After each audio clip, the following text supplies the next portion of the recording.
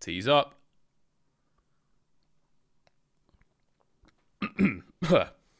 Only just made that. I'm not going to lie to you. I don't even really have a topic for today. No, I'm in a good mood. And for some reason that like gave me the urge to not play anything and just sit here and chill, even though I don't really have anything to talk about. Yeah, this is the video. This is what we're doing. I tell you what, I've only just made this cuppa. I will just sit and talk at you until I've finished it. And we'll call that an upload. I guess there's a few things I could talk about. They just did another update for BTD 6. I'm going to be checking out the patch notes on that one because... what else is going on? Legends of the Brawl is back in Garden Warfare 2. There will be an episode on that. It didn't feel like it was that long ago that we had Legends of the Brawl. I don't actually think we've done an episode on it in this particular series.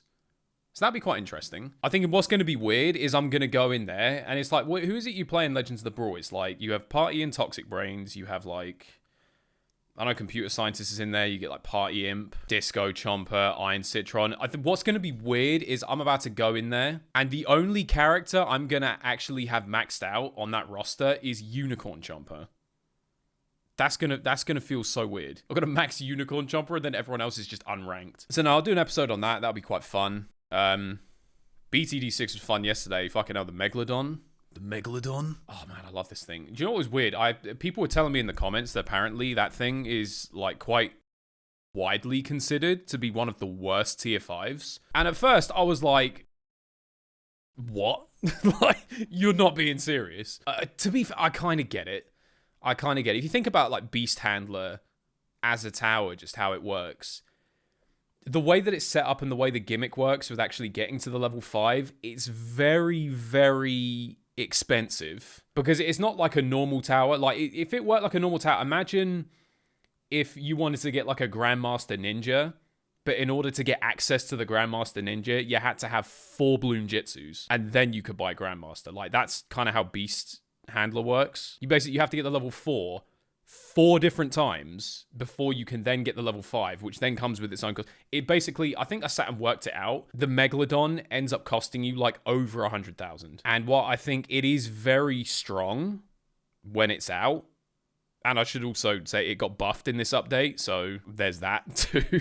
It actually got buffed. It's just not very functional to go for it. It's very awkward. And I guess also like there's only really going to be a handful of maps where he's actually going to get shit done. Like Lotus Island definitely is one of them. I think maybe like Resort he'd be good. What's that one map? Skates or whatever it's called. That he'd probably be quite good on that. But like there's only certain maps where he's actually going to get shit done. Do you know what Megalodon is? Do you know what? I think this is probably why I like him so much. You know how I always say that shit where I go, it's not about winning, it's about looking good while doing it? Megalodon is like the perfect example of that. It's just not a functional, efficient tower. If you're trying to do like a chimps run or something like that, you're never ever going to go for this thing because like it is just not worth the investment. But if you can get it, do you know what it reminds me of? Is like, do you ever used to play like Black Ops 1 and you're playing Search and Destroy and the round starts and you look around at all your teammates and what's the first thing that everyone does? Fucking lobs their tomahawk over the other side of the map. It's such a waste. You've completely wasted your primary equipment, but it's so worth it if it hits someone. It's gonna happen once, maybe twice in your entire life. But when it happens, it's worth it. It's worth the 10,000 attempts that it took. Yeah, I feel like Megalodon is the equivalent of a cross-map tomahawk. Do you know what? While we're on the topic, let's pull up the flipping patch notes. Let's pull up the patch notes because I actually want to go through this. BTD 6 balance changes. We do not do videos like this. This feels odd. There's some interesting things in here. I kind of like, I've skimmed over it quite quickly. Let's have a looky here. So there's a new map, some new quests. There's a new thing they added as well, which apparently was in BTD 5. It's called like fast track. So if you have it like turned on, you actually get to start the game from like, so if you're playing a normal game, which is 80 rounds, you start from round 20 instead of round 3. It just skips the first 25% of the game. I might have to get hold of that. That sounds good. Because it's just like those first 20 rounds, like who gives a shit? you're not really doing anything. Tower specific fixes says here, Glaive Lord should no longer apply DOTs to DDTs without lead power. I mean, I disagree, but it's fine. I use lead power anyway. These aren't actually the balance changes. This is just more sort of tweaks, just fixes. Let's see what they've done. They've buffed Juggernaut a bit, it looks like. I'm not sure if they've done anything to Ultra Jug. Have they done anything to Ultra Jug? No, it seems like a lot of these are to do with the level 3. Glaive Lord got nerfed. Yeah, Glaive Lord got nerfed. DOT duration reduced from 15 seconds to 10 seconds. The first thing I thought when I saw this was, how is this going to affect the final harmonic combo? I have tried it, and it has definitely toned it down a little bit, which I think is fair, because that was way too strong. It can still do it, it's just not as ridiculous as it was. And they've increased the price of it as well. Do you know what? That's fair. It's fair enough. Buffed Absolute Zero. Okay, see, this is the thing. I've, like, skimmed over this very quickly. I've not actually taken the time to stop and read them. Absolute Zero got buffed. Balloon Solver got nerfed. It looks like what they've done here is they've made the level 4 Balloon Liquefier better and toned down Balloon Solver a little bit. To be fair, I have said, Balloon Solver is fucking insane for its cost. I swear to God, I considered changing my rating. I actually considered bumping it up to 5 stars. Do you know what I might do? I wonder if maybe when we get to the end of the Balloon series, I wonder if we could maybe, like, make a tier list of all of the ratings that I've given, and we can maybe, like, go through and possibly tweak them. The only reason I say it is because now that I've actually played quite a few of them, I would probably reconsider my rating for things like Crossbow Master, where at the time I used it, it was the first tier 5 I ever used, so I had nothing to compare it to. It was just by far the best tower that I had used to that point. Obviously, I was really impressed with it. Now that I've played other tier 5s, it's like, I look back on it and think, would I have given it the same score? I don't know. It might be an idea. We won't worry about that now. We might have to worry about that in a few minutes, but you'll see what that's about. Some Sniper Monkey changes. That's middle path. Don't want to read that. Anything that's to do with a tower that I haven't used yet, I'm going to just skip over. Super Monkey.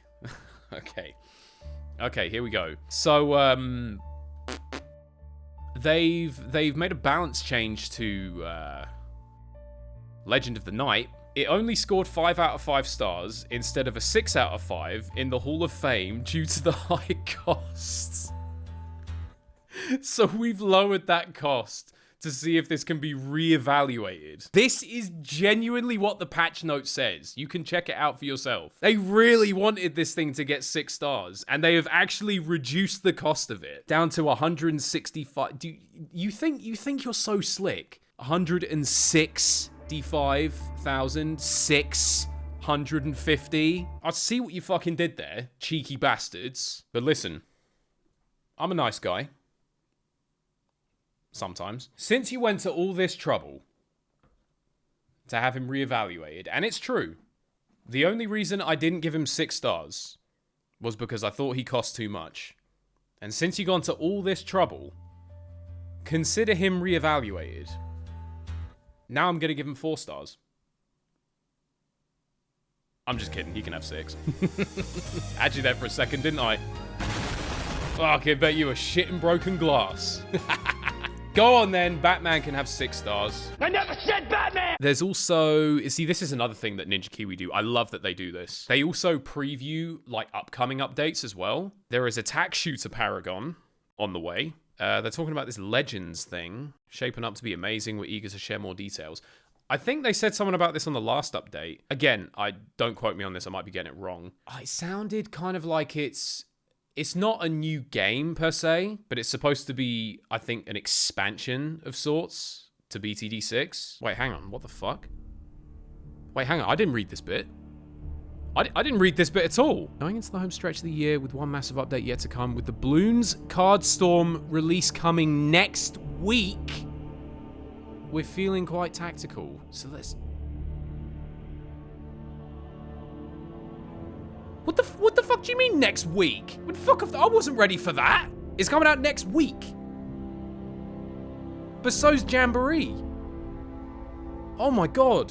We are eating this Christmas. You're telling me we're getting Jamboree and Bloons Card Storm in the same week? Oh, Variety's coming back. In a big way. Next week? Dude, I thought maybe we'd like get it by the end of the year. So that's the balance changes. Yeah, God, wow. Lots to think about there. That's crazy. Do you know what? I want to say something just kind of while I'm here, and since we sort of went through some patch notes. We have talked a little bit on this channel. Okay, I'm going to reword that properly. We have whinged a little bit on this channel about developers. Not going to name names, but we have, you know, let's just say me and game devs haven't always seen eye to eye. I want to just say this in regards to Ninja Kiwi specifically. I want every other game dev out there to take notes. This is how you fucking do it. And this is one of the things I love about this game. I love how invested the devs are in it as well. Just in like, obviously they're invested in the game, they made it, but like they're so invested in having a good relationship with the players. I think that's something that gets lost in translation a lot today, and it's just nice to see that there are still developers out there that do it. There are still devs out there that do give a shit about their players and don't just see them as numbers on an Excel sheet. That's just really wholesome to me, honestly. Big up Ninja Kiwi. And there you go. You got what you wanted. Legend of the Night got 6 stars. I want to know how many people looked at that part of the balance changes and were just like, what the fuck are they talking about? What are they yapping about? Like, no, I like that. That made me smile. That was nice.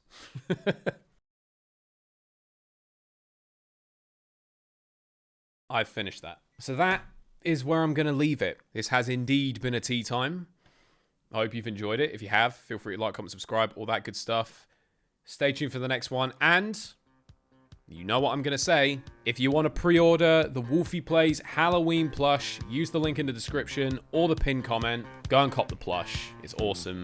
And they did an amazing job on it. And I'll see you next time.